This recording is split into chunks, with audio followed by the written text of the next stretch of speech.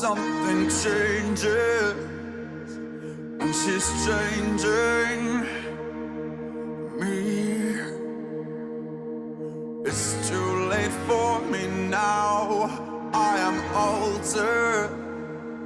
There is something beneath. She's not acid nor alkaline, caught between black and white, not quite either day or night.